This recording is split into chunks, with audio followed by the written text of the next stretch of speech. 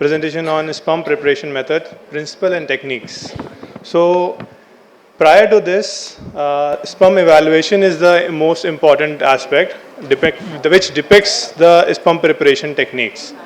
So now, considering the content right now, it will be why we are separating the sperms and what are the techniques which are involved in the sperm preparation. Okay, so this is simple wash, swim up, density gradient and max. So these are the most prominent methods which we are using right now. Glass wool filtration is a decade-old technique which we are not using as of now. So facts are that the spermatozoa of placental mammals are protected, non-liable state, ejaculated, and it is incapable of capacitating of the fertilization, even if they are placed in direct contact with the oocyte. They must undergo subsequent period of final maturation, which is known as capacitation, during which they acquire the capacity to interact with the oocyte cumulus complex and achieve fertilization. Why are we separating the sperm? So seminal plasma contain one or more factors such as prostaglandin, zinc and leukocyte that prevents spontaneous capacitation of spermatozoa upon ejaculation. Prolonged exposure to seminal plasma has adverse effect on sperm function like ability to penetrate cervical mucus, undergo acrosome reaction in vitro, and the fertilization process in general. So consecutively, in order to spermatozoa to have a capacity to fertilize an oocyte, they must be separated from seminal plasma. WHO standard says that it is recommended the sample should be processed within 1 hour of ejaculation in order to prevent permanent damage from the leukocyte and other cell present in the semen. The recommended time is 20 minutes to 30 minutes, which is also the liquefaction time of semen sample. So purpose of sperm preparation is that whatever samples we are processing, the motility should be top-notch, morphologically normal samples, free from debris and germ cells and dead sperms. So efficiency can be the preparation of the method in which we are using the preparations of the sperm samples. So absolute sperm number will be higher, the number of motile sperm will be higher, and the recovery of morphologically motile sperm will also be higher. So these are the general parameters which we are using right now for sperm preparation, which will be first washing, which includes simple wash. Second will be sperm migration, which is swim up. Adherence, which is the magnetic activated cell sorter, in which the magnetic particle is conjugated with the beads and it is attaching to the sperm.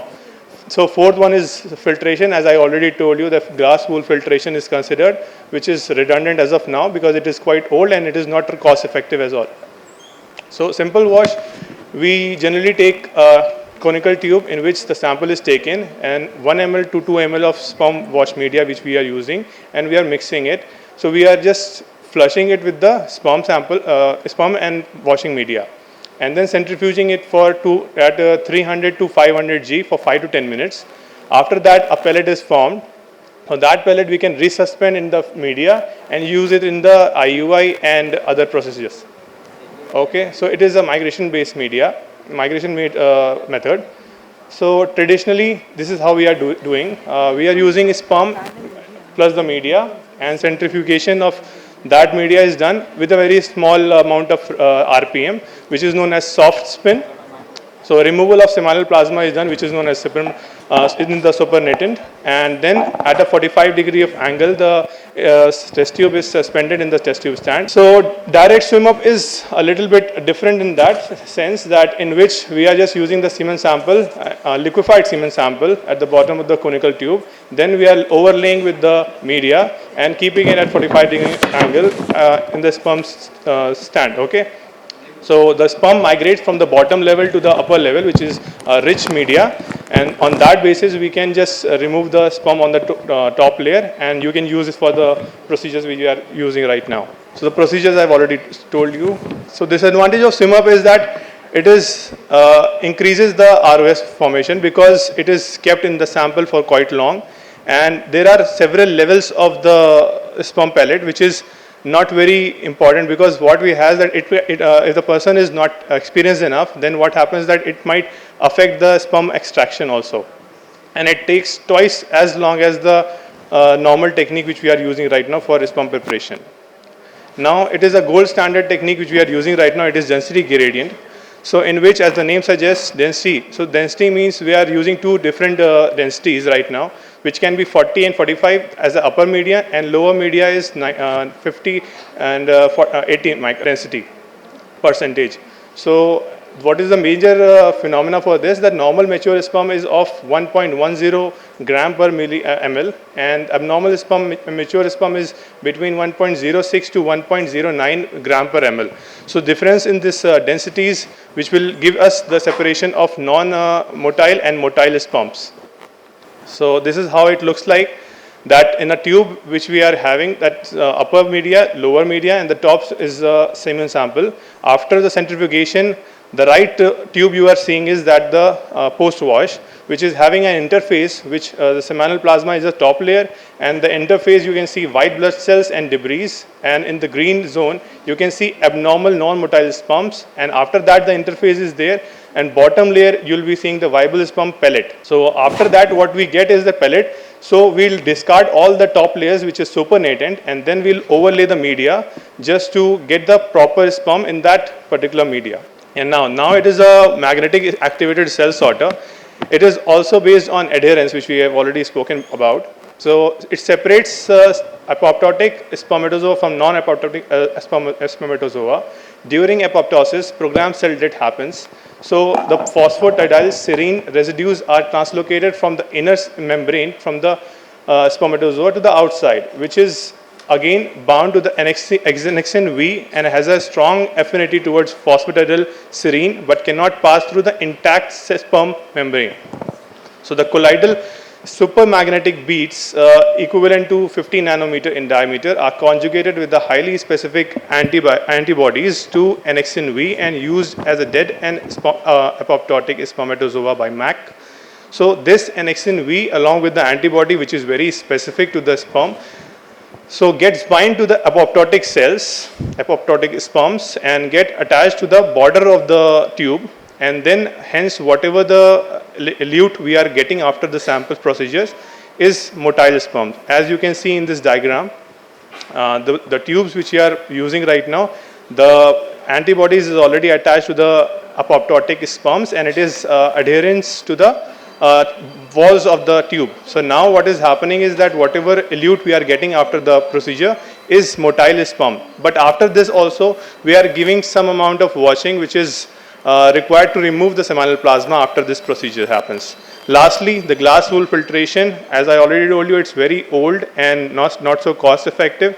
In this, what happens is that it separates the motile sperm from other content from seminal by filtration through densely packed glass wool fibers. The filtration separates out immotile sperms, leukocyte up to 87%, and debris. After filtration, the semen is centrifuged to remove the seminal plasma from viable sperms. So what is the tip for maximizing the yield? Avoiding the overloading. The gradient of the semen sample is caused because the rafting is formed. What is that rafting? You may ask that it is a dispersed or suspended pellet which is not very intact. So while we are connecting with the pipette of this pellet, it is coming out and it disrupting the pellet. So that is what rafting is known as. Use for gradient within 1 hour is optimum. More than 1 hour of using the gradient might disrupt the interface formation. And 3 gradients also can be used in this procedure, but the 3 gradient might give you a lesser yield at the end. Lastly, it is a comparison between these 3, which is most prominent techniques: simple wash, direct swim up, density gradient. So as you can see, time, cost, and yield quality.